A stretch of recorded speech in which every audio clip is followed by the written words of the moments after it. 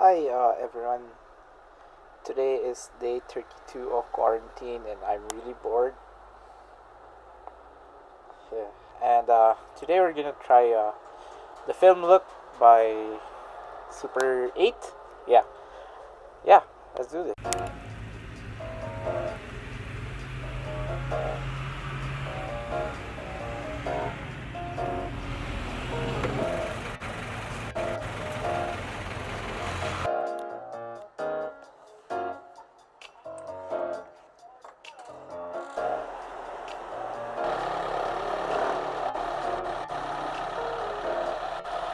Day 31 quarantine.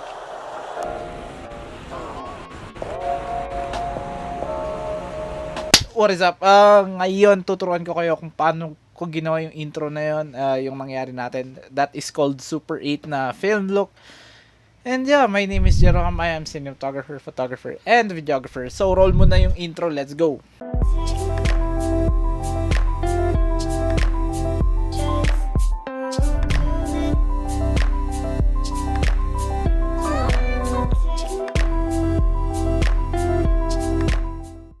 Salamat sa pagbabalik dito sa ating channel. Day 32 na ng ECQ. Wala tayong magagawa. Dapat stay home pa rin, stay safe, hugas ng kamay. Yeah, let's start. So, pinaka first na dapat natin gawin is gagawa tayo ng footage natin. Titake natin. Dapat handheld lahat to, guys. Huwag nyong kukunin siya as stabilized shot, ganyan, kasi hindi siya mukhang organic. So, kukuha lang tayo ng handheld shots in 24 frames. Do remember, in 24 frames. And kung kaya ng camera nyong mag 24 frames in 40 seconds, mas maganda yon.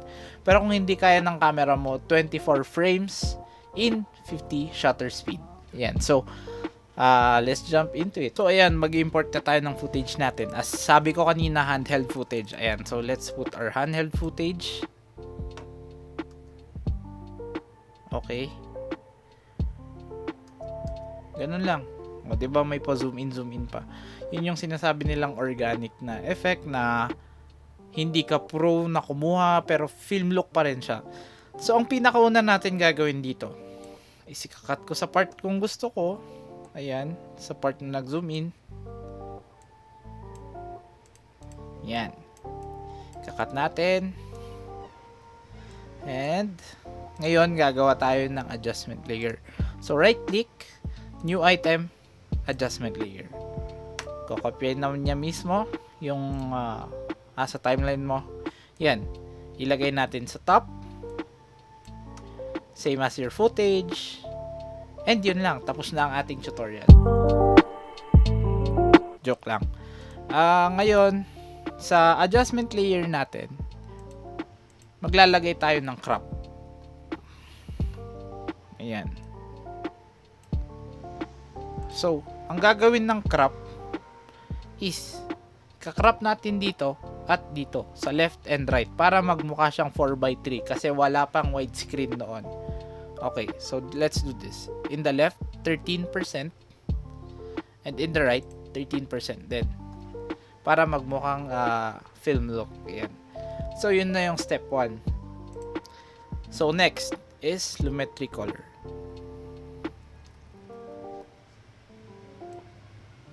Yan. Tapos, pupunta tayo sa creative. Yung sharpen natin, babawasan natin yan. Yan. Tapos sa correction natin, medyo paglaruan natin yung white balance niya para maging off yung kulay. Okay, that's good. Paalala lang pala sa camera nyo, iset nyo din yung settings nyo. Ibaba nyo yung saturation at contrast para hindi na kayo mahirapan sa post-process. Ayan. Susunod, lalagyan natin ng noise. Ayan. Noise. In siguro 15%. So, nakikita nyo naman na siguro yung difference, ano? Pag in-on natin at in-off natin. Ngayon, next na gagawin natin is, wait, render muna tayo. So, ang susunod natin is, nakikita nyo naman yung difference, di ba? na-desaturate na siya, nag-iba na yung color.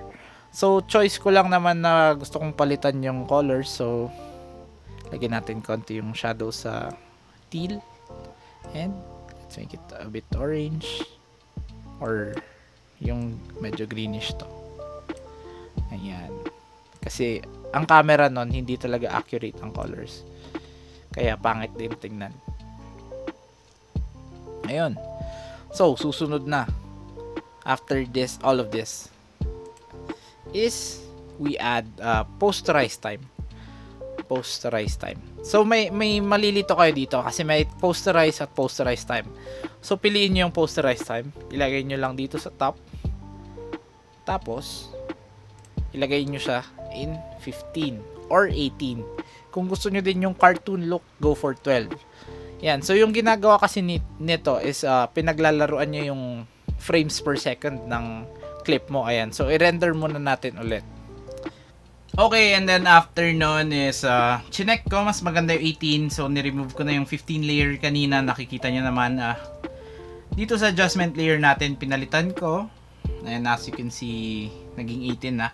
Ayan. So, after this step, you will go to the film grain overlay. So, this overlay is actually available on YouTube. Pwede nyo i-search din yung mismong pangalan nito. It's called Free Film Grain Overlay. Ayan. So, what we're gonna do is pupunta na natin sa source monitor natin. And then, kukunin lang natin yung clip.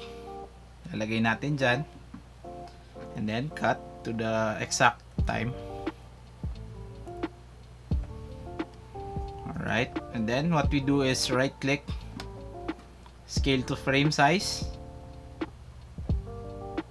Ayan. So, after that, effect controls. So, after na scale yung frame size, pupunta tayo sa effect controls, sa opacity, and then yung blend mode natin, papalitan natin ng overlay. Yan. So, nakikita nyo na yung difference, diba? This is the before, this is the after. Let's play it.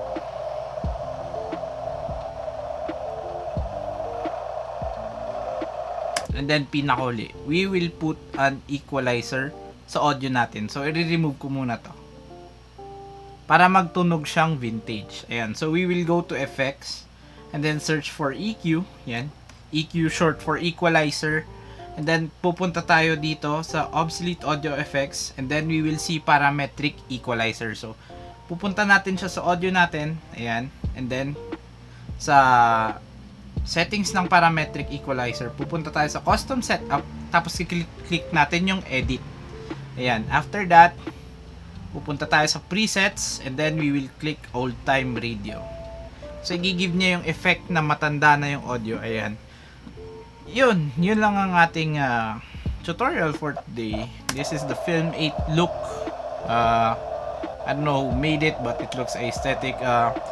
Sa mga gustong mag-start ng mga videos nila dyan with this thing, kasi uso to ngayon eh. So, why not give a tutorial on it?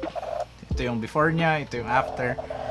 So, yun lang ang ating tutorial for today. This tutorial is actually for aspiring filmmakers who want to do that film effect na ang hirap gawin sa digital camera. So, yun lang ang ating tutorial today. My name is Jeroham. I am cinematographer, photographer, and videographer. And before we end this video, please do hit that subscribe button. Please do hit that subscribe button and the like button kung nagustuhan nyo tong tutorial na to. Ow!